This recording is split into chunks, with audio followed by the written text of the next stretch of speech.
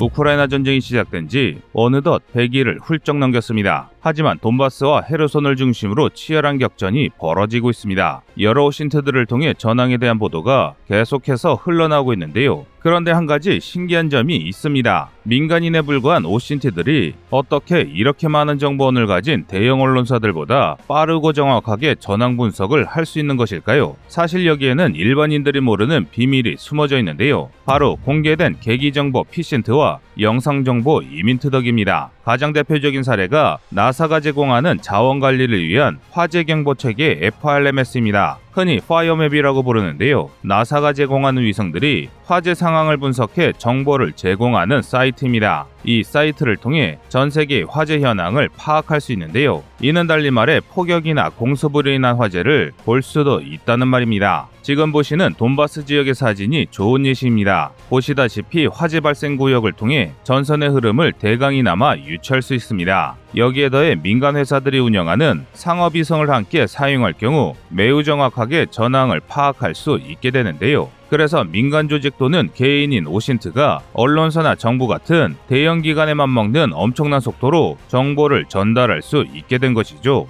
하지만 아직까지는 아무리 민간 조직이 대단해봤자 미국 같은 열강의 국가기관들을 정보력으로 앞지를 수는 없습니다. 국가기관들이 민간에서는 감히 보유할 엄두도 못 낼 첨단 탐지 자산을 보유하고 있기 때문인데요. 그리고 이는 우리 대한민국도 마찬가지입니다. 대한민국 역시 세계 10대 경제 강국이자 세계 6위 수준의 높은 군사력을 가진 군사 강국답게 다양한 탐지 자산을 보유 중인데요. 그렇다면 대한민국이 보유 중인 탐지 자산은 무엇이 있을까요? 그래서 준비했습니다. 오늘은 대한민국 정부가 보유 중인 첨단 탐지 자산에 대해 알아보겠습니다.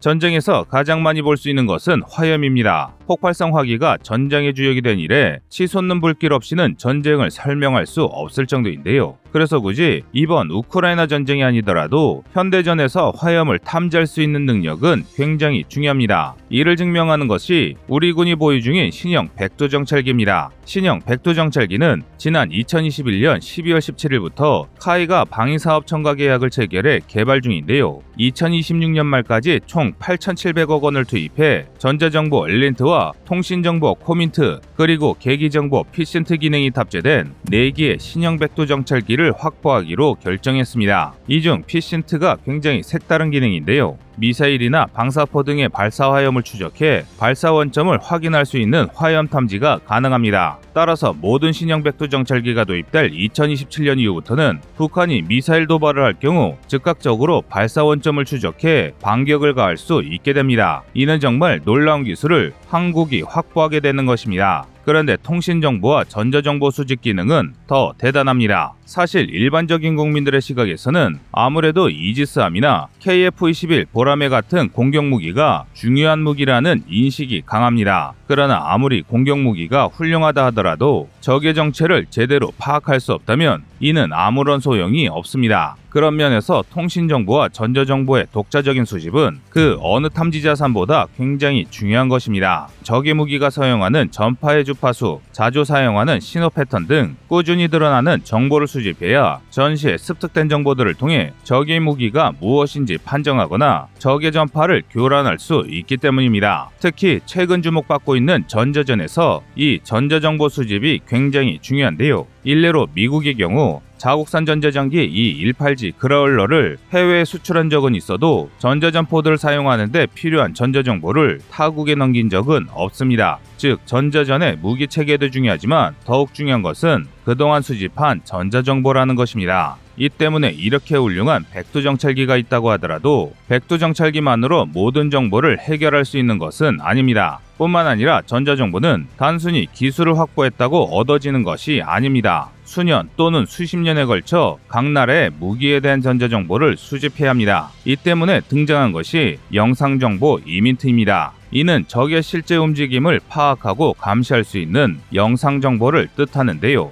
이 부분에서 한국은 세계적으로도 손꼽히는 상당한 역량을 가지고 있습니다. 크게는 광학정찰위성, RQ4, 글로벌호크 등 고성능 정찰 자산으로 적을 감시하고 있으며 작게는 중고도 무인기, 군단급, 사단급 무인기 등을 개발하고 RF-16 정찰기 같은 정찰 자산을 운영해 북한 등 주변국의 상산 영상 정보를 수집하고 있습니다. 이를 통해 우리를 위협할 수 있는 적의 시설, 부대의 이동 등을 철저히 감시 중입니다. 뿐만 아니라 보병이 사용할 수 있는 소형 드론의 개발에도 집중하고 있는데요. 이번 우크라이나 전쟁을 통해 보병이 사용하는 드론을 활용한 박격포 공격과 포병 지원 산출 등이 굉장히 위력적이라는 사실이 드러났으며 이에 대한 투자가 더 빠르게 늘어날 것으로 보입니다. 그러나 아무리 우수한 광학 탐지 장비라 하더라도 적을 파악하는 데는 한계가 분명합니다. 우선 눈과 비 등 악천후로 항공기를 띄울 수 없거나 구름으로 인해 위성의 탐지 범위가 가려질 수 있습니다. 또 주변 환경을 이용한 은원패를 탐지하는 데도 제약이 있는데요. 그래서 우리 군은 합성개구 레이더인 SAR을 적극적으로 이용하려고 추진 중입니다. 합성개구 레이더 SAR는 지상이나 해양에 위치한 감시 목표를 향해 발사한 레이더파를 수집해 이를 영상으로 변환할 수 있는 레이더인데요. 이 레이더를 이용할 경우 악천후는 물론 전투의 화염이나 연기조차 무시한 채 매우 정확한 촬영이 가능합니다. 이는 현존하는 가장 우수한 영상정보 수집 체계라 할 만합니다. 그래서 현재 우리 군은 SAR 탑재한 인공위성을 우주로 올려 동북아 일대에서 대한민국을 위협할 수 있는 적성국을 365일 24시간 내내 완벽하게 감시할 수 있는 체제를 만들기 위해 노력 중입니다. 하지만 아무리 SAR가 훌륭하다 할지라도 모든 적을 완벽하게 감시할 수는 없습니다. 또 음속에 수배로 움직이는 미사일이나 전투기를 계속 추적하고 탐지하는데도 그다지 적합하지도 않은데요. 그래서 이런 문제를 대응하기 위해 고성능 레이더를 통해 수집할 수 있는 레이더 정보, 라미트가 아주 중요해집니다. 현대전에서는 이 레이더 정보를 얼마나 상세하고 정확하게 습득할 수 있느냐로 전투의 효율이 갈릴 정도인데요. 당연히 우리 대한민국 역시 레이더 정보를 수집하기 위해 많은 노력을 기울이고 있습니다.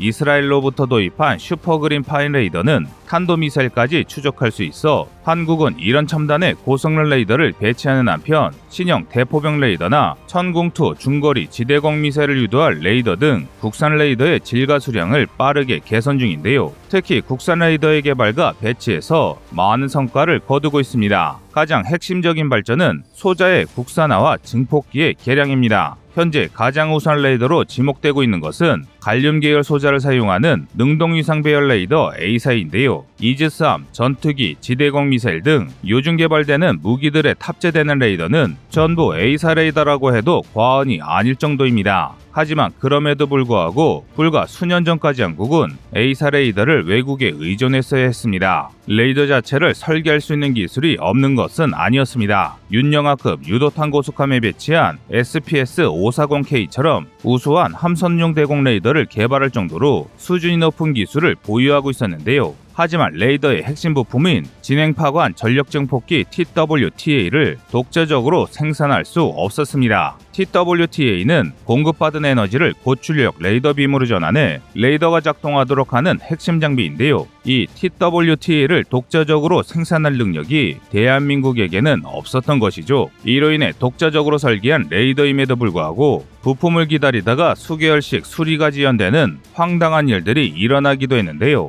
그래서 이를 대체하기 위해 한국은 차세대 레이더 소자로 각광받고 있는 지라갈륨 소자를 개발하기 위한 계획을 추진했습니다. 그중 갈륨 비소 소자를 사용해 만들어진 반도체 전력 증폭기 SSPA를 사용한 레이더도 개발했는데요. 이를 통해 외산 소재로 인한 문제를 극복할 수 있다는 가능성을 확인한 한국은 첨단 레이더 소재 개발에 박차를 가하게 됐습니다. 하지만 문제가 있었습니다. 갈륨 비소 소자를 사용해 A사 레이더를 개발할 경우 전력 증폭 능력이 떨어지고 열에 약하다는 단점이 문제로 지적됐습니다. 이 때문에 무턱대고 지라갈륨 소자를 이용한 차세대 SSPA를 사용할 수는 없었습니다. 이것을 해결하기 위해서는 반절연 실리콘 카바이드 웨이퍼를 한국이 반드시 개발해야 했습니다. 그동안 꿈의 레이더라고 불리우는 A사 레이더를 다른 나라들이 개발하지 못한 것은 레이더의 기술도 기술이지만 반절연 실리콘 카바 웨이퍼를 확보하기가 매우 어려웠기 때문입니다. 그도 그럴 것이 이 지라갈륨 소재를 만드는 데 필요한 반절연 실리콘 카바이드 웨이퍼를 생산하는 나라는 미국과 일본밖에 없었기 때문입니다. 설령 이 재료를 얻는다고 한들 이것을 무기로 두 나라에게 휘둘릴 수도 있었습니다. 이렇게 되면 오히려 레이더 탐지 체계를 바꾼 이후에 우리의 안보를 담보로 지금보다 더 큰 갑질을 당할 것이 분명했습니다. 하지만 이제는 아닙니다. 지난 과거 미국, 일본만 보유했던 반절연 실리콘 카바이드 웨이퍼 기술을 우리 대한민국의 독자 기술로 확보한 것입니다. 현재 대한민국은 국방과학연구소와 한죽전자통신연구위원회 합작으로 지라갈륨 소재를 설계하고 생산하는 라인을 구축하는 데 성공했습니다. 뿐만 아니라 지난해인 2021년부터 반절연 실리콘 카바이드 기판을 국산화하기 위해 정부 주도하에 여러 기업들이 팔을 걷어붙이고 나섰습니다. 기존에 보유 중이던 기술을 고려할 때 완전 국산화가 충분히 가능할 것이란 게 전문가들의 전망인데요.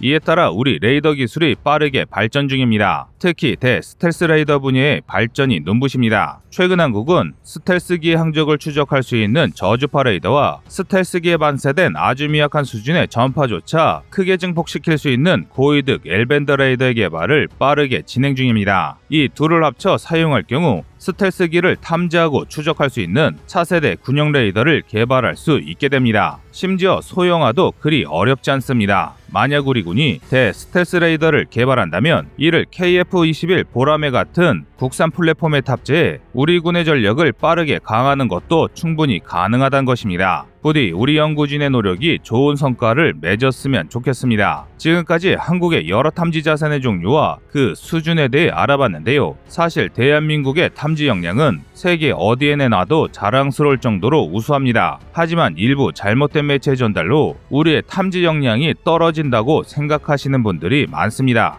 그런데 분명한 사실은 대한민국은 어떤 어려움이 있더라도 그 모든 역경을 이겨내고 우리 스스로의 힘으로 해결해 왔다는 것입니다. 이상 꺼리투브였습니다. 안녕하세요, 꺼리투브입니다. 여러분의 가부나 성원에 힘입어 군사무기에 관심 없는 분들도 쉽게 이해하실 수 있는 대한민국의 육해공 군사무기의 숨은 비하 이야기를 책으로 엮었습니다. 하루 종일 검색해도 절대 찾을 수 없었던 비밀스러운 내용을 이제 책으로 만나보세요.